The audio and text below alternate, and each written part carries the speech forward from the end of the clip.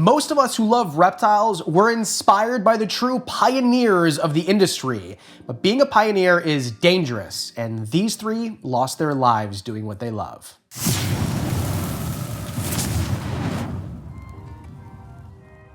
Doing what I do is relatively easy, except for the times I go into the Southeast Asian jungles and play with cobras, but for the most part, sitting in my basement, dealing with the animals I deal with, is really risk adverse. And the reason that I get to do that and still make a living doing it is because of all the people who did it before me and did the dangerous work.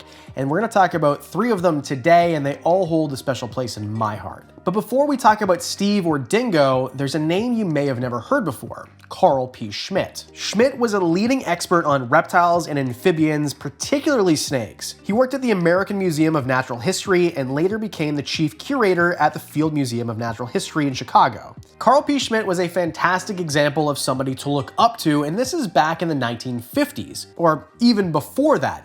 This is a man who had really no one to go off of. I'm sure you could read the work of Darwin and Wallace, but there was nobody on YouTube or TV talking about reptiles. This guy drew inspiration from his own imagination and then went out there and got after it. And because of that, he described several brand new species. So some of the species that we now know by their Latin names, Karl P. Schmidt is the reason. Keep in mind, during this time, there were no field guides on certain species, especially ones that were from Africa, Asia, or even Australia that were well known about like they are today. So when he received a boomslang in 1957, he didn't really know exactly what to make of it. He knew that it was a venomous snake, but he didn't know exactly how venomous. And even if he did, what would he do about it? Because there's no antivenom for a snake that he has never seen before. The whole point of this was to try to identify the snake. Keep in mind, boomslangs are rear fang venomous. If it was a front fang venomous snake, it'd probably be much more obvious to Schmidt that this is a snake that you should probably get medical care for if you get bit. Foreshadowing, he gets bit. So Schmidt held the snake and handled the snake. There's no real account of how he was doing it, if he was doing it to try not to get bit, or if he was doing it flippantly like you would with a corn snake. But either way, he got bit on his hand, and then he decided that he was going to document the symptoms, document what happens to him, rather than get medical intervention. On September 25th, 1957, it was 4:30 p.m. He gets bit, and he describes it as hypodermic needles injecting you, but no real pain. So he does what you're supposed to do. He cleans the wound with soap and water and then doesn't bandage it. Well, you should bandage it depending on what type of...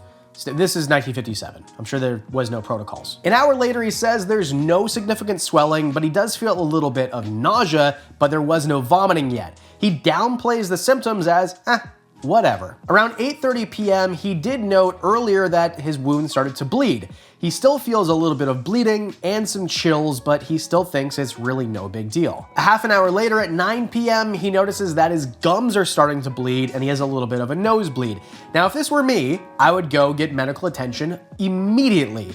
But what he says in his journal is these symptoms aren't so bad. The next morning at 6:30, he says that he has a little bit of stiffness. It's a little bit tough for him to get out of bed, but it's nothing huge. He does still have a little bit of bleeding in his gums, but he slept reasonably well. Between 7 and 9 a.m., he's got more chills. He now has blood in his urine, and the blood from his gums is much more freely coming out. Later on in the morning, he feels a little bit more weak and faint, some headache, but he says it's still no big deal. By mid-afternoon, he's got cold sweats. He's talking about how he can barely stand up. His headache is now profuse, and he realizes at this point probably that it's not good and you should go get medical attention. But he doesn't. He makes himself some toast instead. This is known, I think, scientifically. The scientific term for this is gangster stuff. In the evening, he collapses. His wife calls for medical attention, but by the time paramedics get there, it is all but too late, and Mr. Schmidt is dead. Hemotoxic venom is nothing to play with, and Karl P. Schmidt learned that.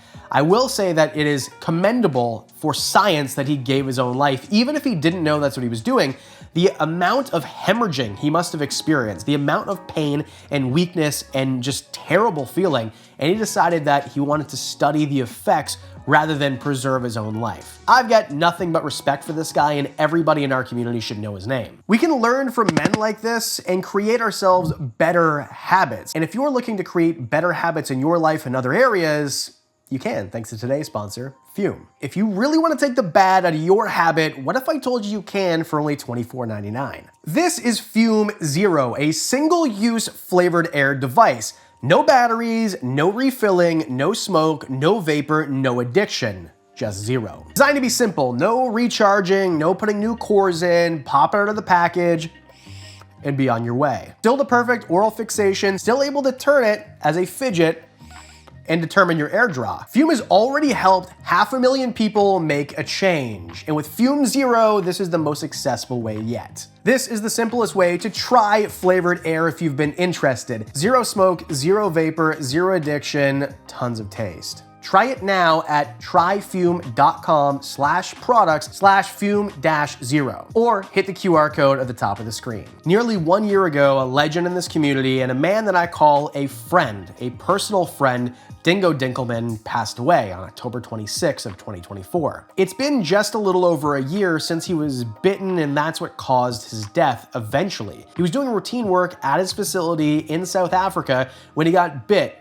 Originally, it was thought to be a cobra, but eventually we found out that it was a green mamba. Eastern green mamba bites are nothing to play with. They are very severe. And to make things worse, Dingo had anaphylaxis to the venom. Because of the venom and the reaction, he was rushed to the hospital and he was put in the ICU. They decided to put him into a coma so that he could rest and recuperate and recover. And day after day, all of us who found out what happened would check Instagram. Has his wife commented or posted? Has a news report come out? Has anybody given an update, thinking that Dingo, who, if you knew him, was basically Superman, and for sure, this is fine, he'll get out of it, he'll walk out of the hospital and make jokes about himself. That's how Dingo was. And as the weeks went by, it became a little eerie that there wasn't the good news that we all expected. On October 26th last year, it was announced that he passed. He did not survive his injury. Now, it is important to note, Dingo has been doing this his entire life. He had a wife, he had children, and I've seen the comments in the last videos about how, well, he should have just not done it. This isn't a 9-to-5 job for him. This was Dingo's livelihood. This is something that he wanted to do. This is something that since he was a kid, all he wanted to do was go ahead and chase his dreams, and now he was following them, and now he was creating the perfect role model, not only for his own kids, but for a lot of us in the industry to show how amazing these snakes are. Was there better, safer ways to do what he was doing? Maybe. But who am I, or any of you who don't deal with venomous snakes and who are not experts, tell an expert to do things? It doesn't make sense. There is risks with every single job. Whether you're a lineman or a policeman, or you're working with deadly venomous snakes, accidents happen. And unfortunately for Dingo, because of his anaphylaxis, most likely, he didn't pull through of this one. Steve Irwin was the best example of anything can happen to anybody. Steve Irwin was a hero to almost all of us who have any interest in reptiles. Certainly to me, I have a tattoo of the guy's face on my leg forever. But Steve wasn't killed by one of the venomous snakes that he handled or one of the huge crocodiles that he played with. Steve was killed by a stingray. It was September 4th, 2006. It was my first day of 10th grade. I remember it like it was yesterday. 19 years ago, Steve was on location at Bat Reef, Queensland, Australia. He was filming a documentary called Ocean's Deadliest. I assume he was going after sharks and sea snakes and the things that you'd think were deadly. And due to some inclement weather, there was a lull in shooting. So Steve decided that he was gonna go wading, go snorkeling, kind of play around in shallow water, and then get some shots of stingrays swimming away. This makes sense. I've been on location filming things in jungles or wherever else, in the middle of the wilderness, and all of a sudden there's rain or you can't shoot the right scene, it's not the right time of day, and you just go shoot a bunch of B-roll or another segment or do something so you're not just sitting there sitting on your hands. Steve Irwin I did not know personally, but people I know who have talked about him said the same thing. He's not a guy to sit around. He's a guy that wants to work and wants to work with animals as much as possible, even if it's not on camera. So while he's snorkeling, he sees a stingray. He's in about chest deep water and decides that he's going to get a shot of the stingray. Steve got close to the stingray, it noticed, and the animal became defensive. The animal stabbed Steve several times with his barb. He stabbed him in the abdomen, going into his chest cavity, and at first Steve thought that he had a punctured lung. He knew something was totally wrong. He went to the boat immediately, and when they saw the bleeding, they realized that it probably wasn't a punctured lung. It was probably something much more serious. After he was pulled from the boat and everyone realized it was something rather shocking and serious, Steve said in a very calm voice, "I'm dying." He was transported to a nearby landmass, and by the time they got him there, it was reported by the crew he was already dead. At least before any medical intervention could come and save him, he was gone. At 44 years old, the biggest name in conservation and animals in general had passed away. He didn't pass away from something that we saw coming. He didn't get bit and then have time to get medical help. He got hit in the chest with a barb of a stingray, and within a very short period of time, he was gone. I was inspired to do this video because a few days before filming this, Jane Goodall passed away.